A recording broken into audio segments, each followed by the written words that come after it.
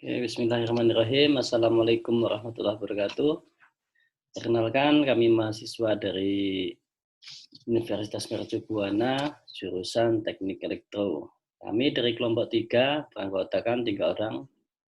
Saya dengan Pujian Rahayu Widodo, NIM 4142 0110 164. Dan rekan kami ada Sandi Purnama Alam, NIM 4142 112 0001.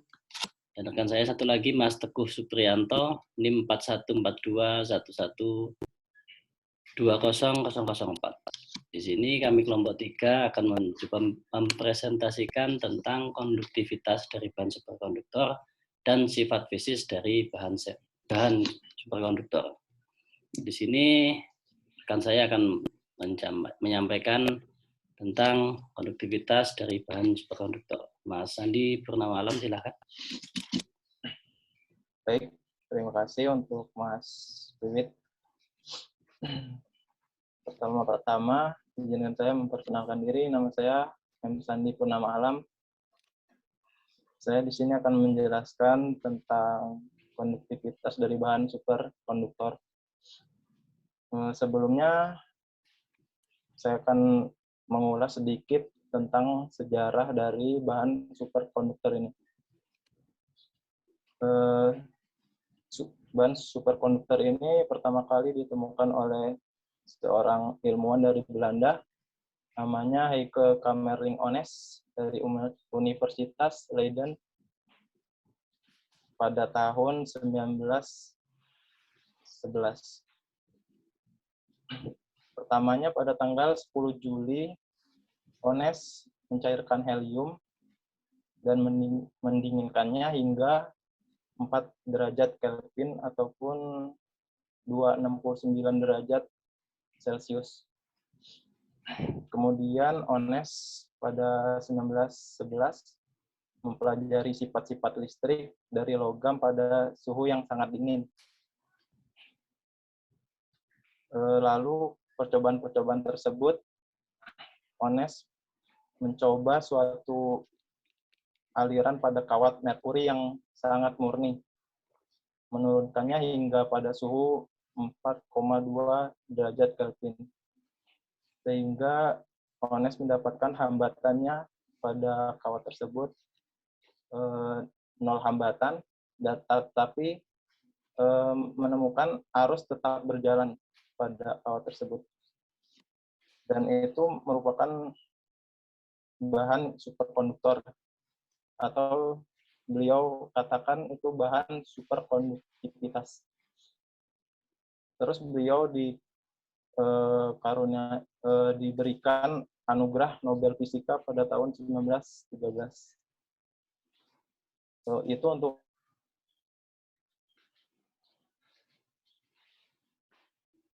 sedikit ringkasan sejarahnya tentang bahan superkonduktor.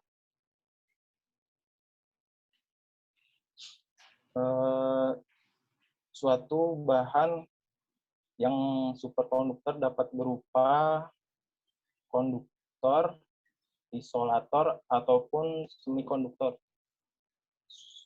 Superkonduktor sendiri merupakan material yang tidak memiliki hambatan namun memiliki arus yang mengalir beserta energinya di bawah temperatur tertentu.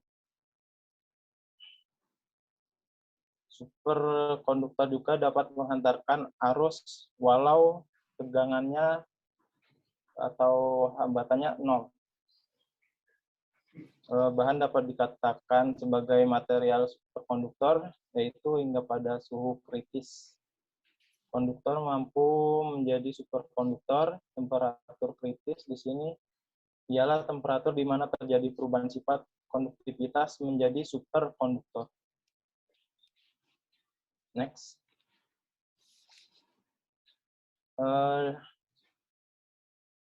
Superkonduktor dapat menghantarkan arus dengan karakteristik dari bahan superkonduktor dengan medan magnet dalam superkonduktor bernilai 0 dan mengalami efek Meissner. Efek Meissner sendiri merupakan hambatan suatu bahan bernilai 0 jika berada di bawah suhu kritisnya. atau reaktivitas suatu bahannya menjadi bernilai 0 jika di bawah suhu kritisnya. Gambar di samping contoh dari efek Meissner. Efek Meissner ini sangatlah kuat sehingga buat magnet dapat melayang karena ditolak oleh superkonduktor. Medan magnet ini juga tidak boleh terlalu besar karena dapat melayang lebih tinggi atau hambatannya dapat menjadi samar atau mutlak. Next.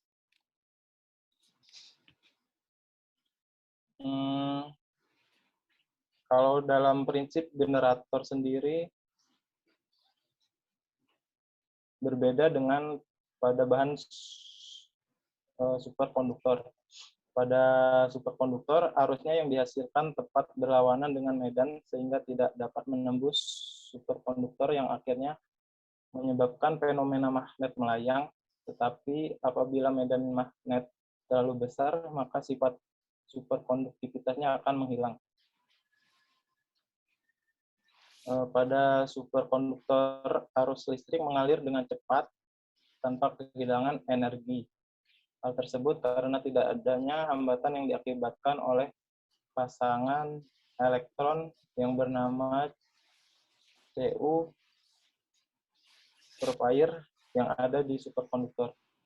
Aliran Purefire bergerak sebagai entitas.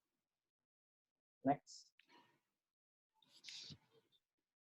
Ya, sebelum terjadi efek Meissner tadi, ada ketika superkonduktor ditempatkan di medan magnet luar yang lemah, medan magnet akan menembus superkonduktor pada jarak yang sangat kecil dan dinamakan itu London penetration depth.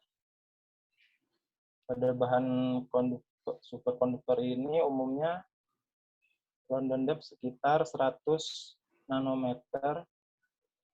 Setelah itu medan magnet bernilai 0. Next.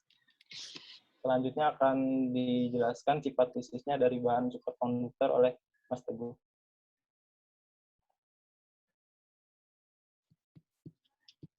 Baik, terima kasih Mas Sandi untuk kesempatan buat saya lanjutin ya. Kali ini sifat fisik dari bahan superkonduktor. Sifat fisik atau sifat fisika adalah perubahan yang dialami suatu bahan tanpa membentuk zat baru. Jadi zatnya tetap sama walaupun ada perubahan fisik. Sifat fisik atau sifat fisika dapat diamati tanpa mengubah zat-zat penyusun materi tersebut. Nah, itu. Di sini ada contoh, kita ambil sifat fisika itu 1 wujud zat, 2 warna zat, 3 daya hantar listrik, 4 titik kritis. Nah, titik kritis. Nah, ini 4-4-nya ini masih berkaitan dengan parameter untuk menentukan bahan tersebut superkonduktor atau tidak. Oke, selanjutnya Mas. Next. Nah, di sini kita mengulas lagi ya yang tadi disampaikan Mas Sandi. Bahan superkonduktor yang pertama ditemukan adalah raksa. Jadi yang ditemukan oleh penemu tadi dari Belanda yaitu Heike Kamerlingh-Onnes pada tahun 1911 itu raksa merkuri. Selain merkuri, ternyata beberapa unsur lainnya juga menunjukkan sifat superkonduktor dengan harga TC yang berbeda melalui percobaan fisika dengan ketahanan suhu. Nah, ketahanan suhu yang paling rendah tadi itu yang disampaikan Mas Andi itu ya. Jadi dia nanti menemukan titik suhu kritisnya yang bisa mengantarkan listrik dan menjadi bahan superkonduktor.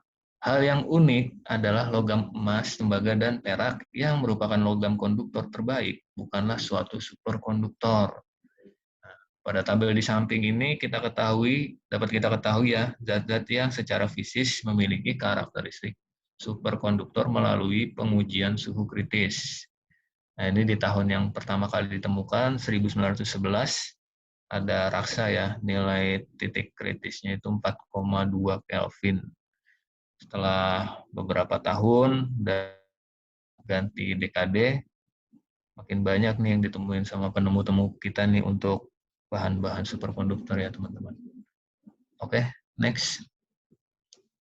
Selanjutnya, nah ini tadi salah satu ya sifatnya itu kan memiliki titik kritis sifat fisikanya. Nah, titik kritis itu apa? Titik kritis itu sendiri dari sebuah bahan superkonduktor adalah sebuah titik suhu di mana fase cairan dan uap tidak bisa dibedakan. Pada saat mendekati temperatur titik kritis ini, properti gas dan cairan menjadi sama. Fase ini disebut fluida superkritikal. Nah, kalau ngelihat grafik sebelah ini, dia itu mengarah, jadi ini ada sumbu temperatur, ada sumbu pressure.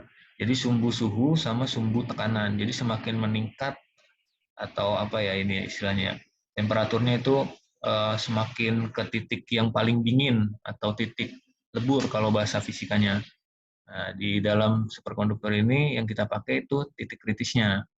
Nah, terus semakin besar juga pressure-nya, tekanannya, sehingga ditemukan yang tadi disebut itu fluida superkritikal, di mana itu zatnya itu sudah secara fisik ya, udah dia tuh antara padat, uap, atau gas ya, lebih ke gas atau cair. Jadi itu udah gimana yang ngambang aja gitu dia di tengah-tengah. Nah, di situ ditemukan baru namanya titik kritikal atau critical point ya. Di sini nih ada di grafiknya titik merah ini nih. Nah, itu di titik itu si benda tadi secara fisik kan ada tuh tadi yang 4 yang kita ambil yaitu daya hantar listriknya. Yang dijelasin Mas Andi tadi kan nanti dia itu dinyatakan superkonduktor ketika walaupun nilai hambatnya sudah 0, dia masih tetap mengantarkan listrik atau mengantarkan arus, sehingga disebut superkonduktor bahan tersebut karena memenuhi kriteria tadi, yaitu ya secara fisik tidak berubah. Berubah lah, ini di sini kita berubah karena tidak bisa dibedakan kan tadi gas, padat atau cair. Tapi, nah itu dia tidak mempengaruhi bendanya, zatnya tetap sama, tetap raksa tadi, raksa bisa cair, bisa gas, bisa padat. Nah, dan dia juga memenuhi yaitu apa titik kritis tadi itu tetap mengantarkan arus dengan nilai hambatan yang 0. Nah, itu untuk titik kritis ya teman-teman. Oke, selanjutnya. Nah, ini mengulas lagi, ini contoh dari merkuri yang ditemukan oleh Heike, bukan ditemukan ya istilahnya apa ya, diteliti oleh Heike Kamerlingh Onnes. Lalu dia temukan sifat superkonduktornya pada bahan raksa ini. Nah, dia mulai mempelajari sifat-sifat logam pada suhu yang sangat dingin. Terus dia temuin nih merkuri yang dimana dia tuh ngasih suatu suhu ya. Jadi suhu dia uji coba di suhu itu pada suhu 4,2 Kelvin. Nah, hambatan listriknya tiba-tiba itu menghilang, jadi 0 dia. Distansinya nggak ada. Nah, terus tapi arus tetap mengalir tanpa kehilangan energi atau supercurrent. Jadi dia masih tetap memiliki kekuatan arus yang sama. Saat pertama kali dia dialiri arus juga. Bahkan nilai hambatnya malah menghilang. Nah, fenomena inilah yang dinamakan superkonduktivitas. Oleh Onnes yang membuatnya dianugerahi Nobel Fisika 2 tahun kemudian. Nah, itu contoh dari sifat fisik bahan superkonduktor yang sudah saya pelajari. Semoga teman-teman mengerti semua. Terima kasih.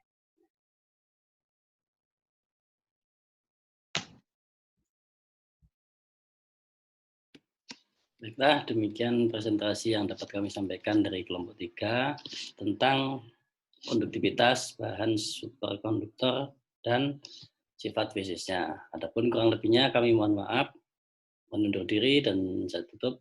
Wassalamualaikum warahmatullahi wabarakatuh.